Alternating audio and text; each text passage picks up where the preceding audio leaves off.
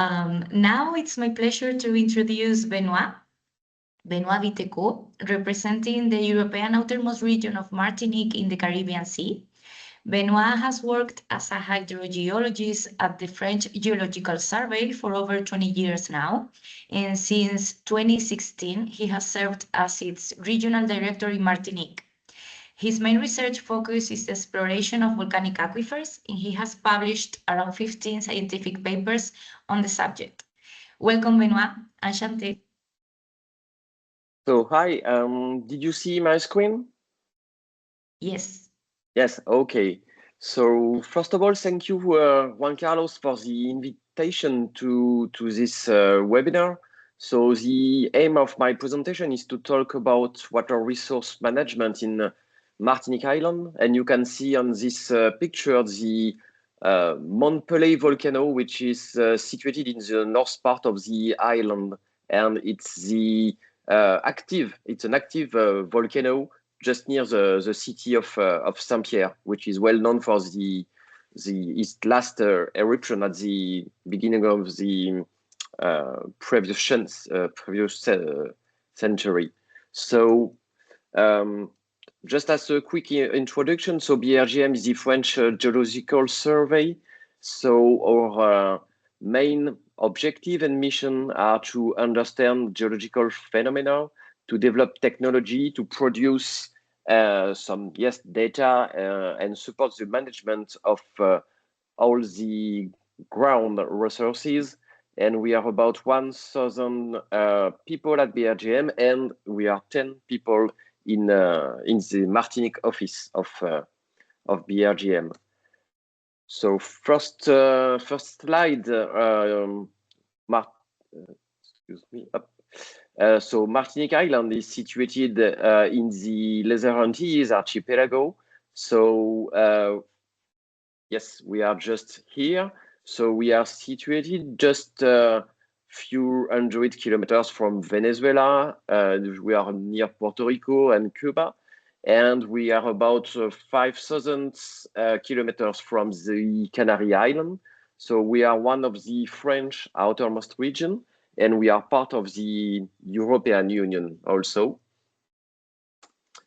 From a geological point of view, the construction of Martinique and all the volcanic island of the Les Antilles is linked to the subduction of the American plate beneath the Caribbean plate, and the American plate dropped beneath the Caribbean plate and then triggered all the usual mechanism of a subduction zone with deep melting, magma rising, and the formation of all the andesitic volcanic island of the Les Antilles. So concerning Martinique, it's a small island, maybe 60 kilometers from north to south and 20 kilometers at the largest part of the island.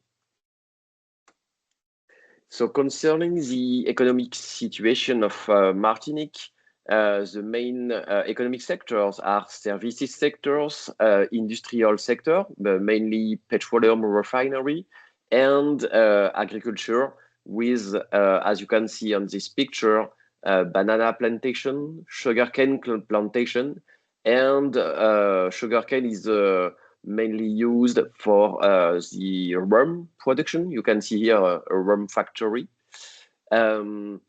One key point is that the economy of Martinique is mainly relies on importation for over 80% of consumer goods and products, and mainly from France, which is thousands of kilometers far away. So the consequences is that there is a high cost of living, and prices are often double from those in France. Yes. The population of Martinique is about 350,000 inhabitants. We are clearly on a declining trend. We were 400 people, maybe 10 years, 20 years ago.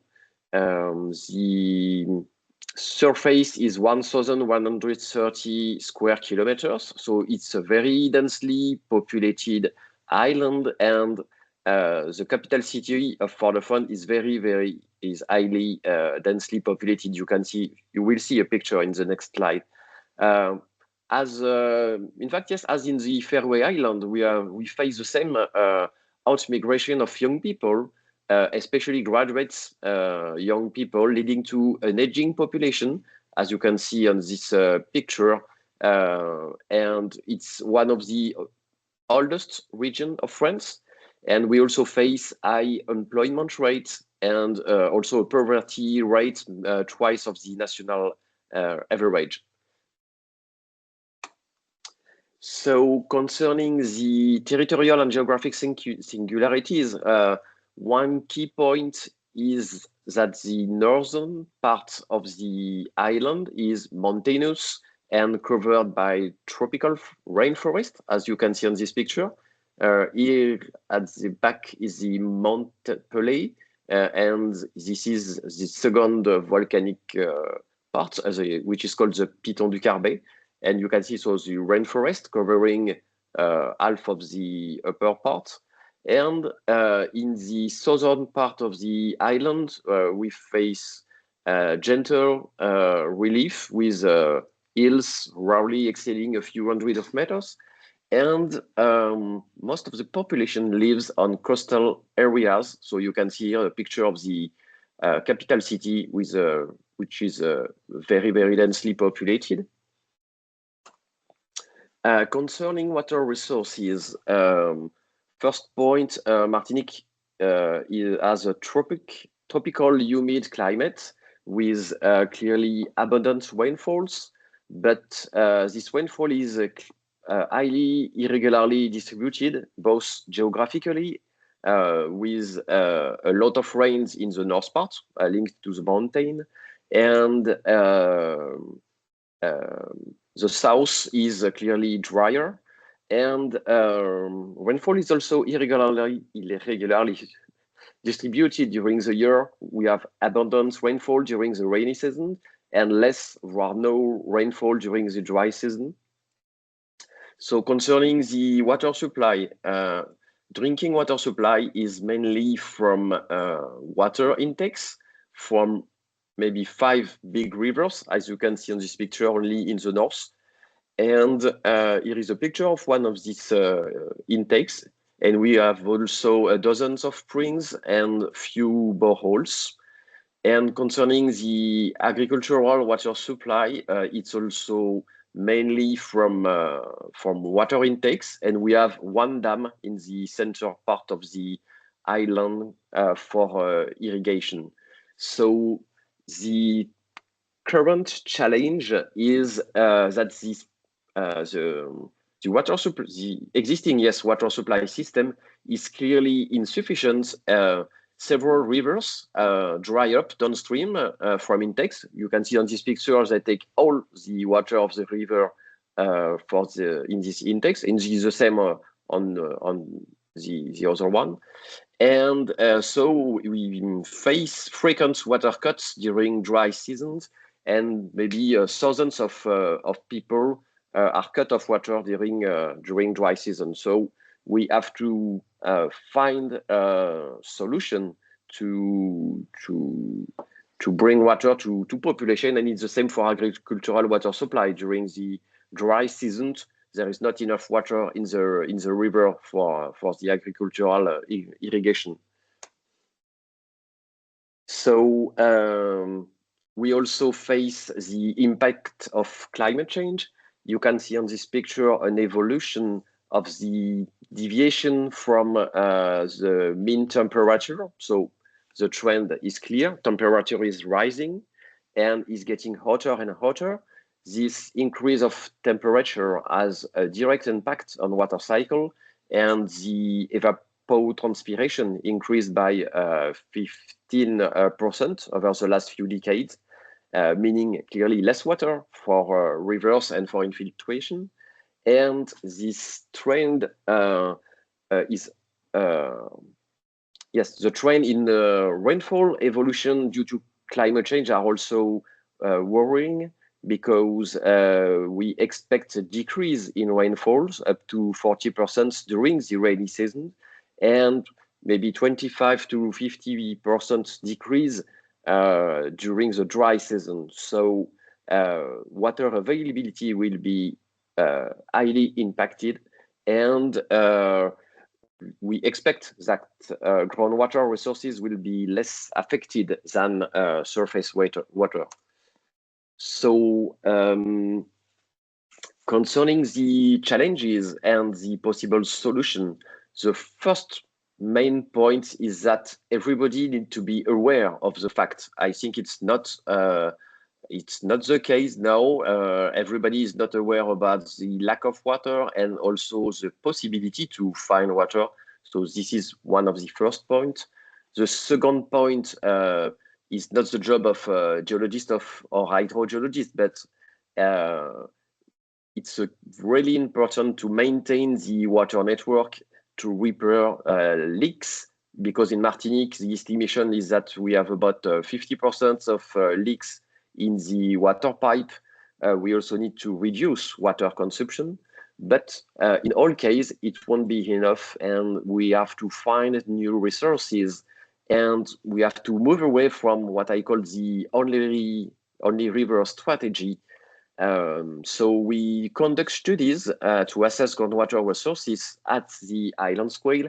We put in evidence a lot of water, a lot of groundwater which could be available. And if we compare to the present day shortage of drinking water, the present day could be addressed by drilling about 20 boreholes, as this one that we drilled a few weeks ago. So, but to be able to locate sites, we need to conduct very detailed survey, and we need to develop innovative method for identifying and locating aquifer.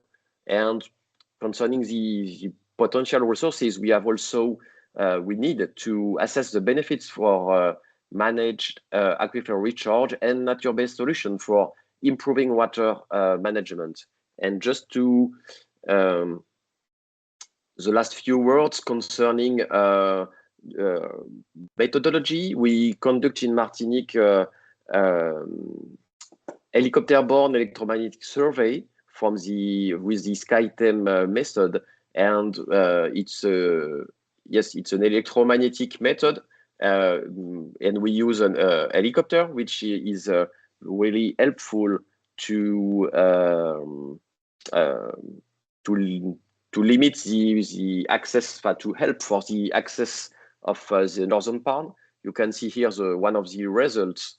And what we do with this data is that we can make a lot of cross-section in 2D or 3D. And you can see here several examples of the electrical resistivity of the soil. And we were able, with this kind of data, to locate aquifer. For instance, here we locate an aquifer because we have a borehole at the downstream. We were also able to put in evidence the differences in the fracture density of basalt and andesite, and also to see the seawater intrusion. So this is one of the methodology we can use to help to locate boreholes and to find water. And just to, last slide, we also face in Martinique pollution by pesticides, which have been used on historical crops and mainly on banana plantation. And our strategy is to explore groundwater in the upper part. So we were looking for water without pesticide to bring water to population. So to conclude, yes, climate change impacts population. we need to guarantee access to water to population. And as it's the case in Martinique, where groundwater is not exploited, we can, yes, it's one of the solutions. We need to develop innovative methods for identifying and locating aquifer. And it's necessary to fully understand the geological and hydrogeological context, to define conceptual model, to explain groundwater circulation, and to be able to drill new boreholes. So thank you for your attention, and I think that we will have time for question at the end. Thank you. Merci beaucoup, Benoit. J'habitais aussi à Trois-Îlets, à Martinique, donc good memories from your presentation for me too.